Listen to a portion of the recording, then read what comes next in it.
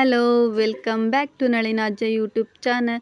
So ಇವತ್ತಿನ ವಿಡಿಯೋದಲ್ಲಿ ನಾನು ಮೆಹಂದಿ ಸೊಪ್ಪಿನ ರಸನ ಮಾಡಿ ಯಾವ ರೀತಿ ತಲೆಗೆ ಹಚ್ಚಿಕೊಳ್ಳುವುದಂತ ಈ ವಿಡಿಯೋದಲ್ಲಿ ತೋರಿಸ್ಕೊಡ್ತೀನಿ. ವಿಡಿಯೋನ ಎಲ್ಲಿ ಸ್ಕಿಪ್ ಮಾಡದೆ ಕೊನೆ ತನಕ ನೋಡಿ. ಈ ತಪ್ಪಲಿನ ರಸನ ಮಾಡ್ಕೊಳ್ಳೋದಕ್ಕೆ ಮೊದಲಿಗೆ ನಾನು ಒಂದು ದೊಡ್ಡ ಬೌಲಲ್ಲಿ ಮೆಹಂದಿ ಸೊಪ್ಪನ್ನು ತೊಗೊಂಡಿದ್ದೀನಿ. ಹಾಗೆ ಒಂದು ಚಿಕ್ಕ ಬೌಲಲ್ಲಿ ಕರಿಬೇವಿನ ಸೊಪ್ಪು ತೊಗೊಂಡಿದ್ದೀನಿ. ಹಾಗೆ 7-8 ದಾಸವಾಳ ಹೂವನ್ನು ತೊಗೊಂಡಿದ್ದೀನಿ. ಸ್ವಲ್ಪ ಹುಣಸೆ ರಸನೂ ತೊಗೊಂಡಿದ್ದೀನಿ. ಸೊ ಇದಿಷ್ಟು ಯೂಸ್ ಮಾಡಿ ಯಾವ ರೀತಿ ಮಾಡಿ ಹಚ್ಕೊಳ್ಳೋದಂತ ತೋರಿಸ್ತೀನಿ ಬನ್ನಿ.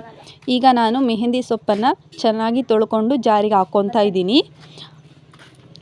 ಹಾಗೆ ಕರಿಬೇವಿನ ಸೊಪ್ಪನ್ನು ತೊಳೆದ್ಬಿಟ್ಟು ಹಾಕ್ಕೊತಾ ಇದ್ದೀನಿ. ಹಾಗೆ ದಾಸವಾಳನೂ ಸಮೇತಗೂ ನಾನು ತೊಳೆದ್ಬಿಟ್ಟು ಹಾಕ್ಕೊತಾ ಇದ್ದೀನಿ. ನೆಕ್ಸ್ಟು ಹುಣಸೆ ರಸನೂ ಹಾಕ್ಕೊತಾ ಇದ್ದೀನಿ. ಇದಿಷ್ಟನ್ನ ಚೆನ್ನಾಗಿ ಮಿಕ್ಸಿ ಮಾಡಿಕೊಂಡು ಇಟ್ಕೊಂಡಿದ್ದೀನಿ.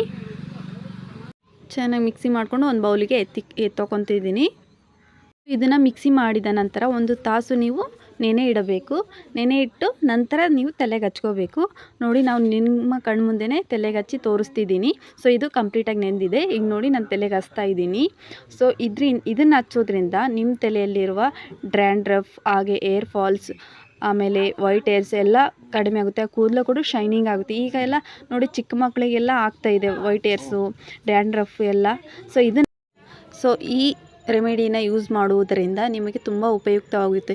ಯಾಕಂದರೆ ನಾನು ಇದರಲ್ಲಿ ದಾಸವಾಳ ಹಾಕಿದ್ದೀನಿ. ದಾಸವಾಳ ಹಾಕೋದ್ರಿಂದ ಕೂದಲು ಶೈನಿಂಗ್ ಬರುತ್ತೆ. ಹಾಗೆ ಕರಿಬೇವು ಸೊಪ್ಪಿನಿಂದ ಹಾಕೋದರಿಂದ ಕೂದಲು ಬ್ಲ್ಯಾಕ್ ಆಗುತ್ತೆ.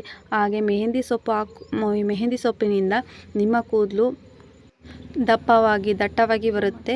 ಸೊ ಇದನ್ನು ಹಚ್ಚಿಕೊಂಡು 2 ತಾಸು ಬಿಟ್ಟು ನೀವು ತಲೆ ಸ್ನಾನ ಮಾಡಿ. ಈ ನಮ್ಮ ವಿಡಿಯೋ ಇಷ್ಟ ಆದರೆ ಪ್ಲೀಸ್ ಲೈಕ್ ಮಾಡಿ, ಹಾಗೆ ಸಬ್ಸ್ಕ್ರೈಬ್ ಮಾಡ್ಕೊಳ್ಳೋದನ್ನ ಮರಿಬೇಡಿ. ಹಾಗೆ ನಿಮ್ಮ ಫ್ರೆಂಡ್ಸ್ಗೆ ಶೇರ್ ಮಾಡಿ. ಮತ್ತೆ ಸಿಗ್ತೀವಿ ನೆಕ್ಸ್ಟ್ ವಿಡಿಯೋದೊಂದಿಗೆ.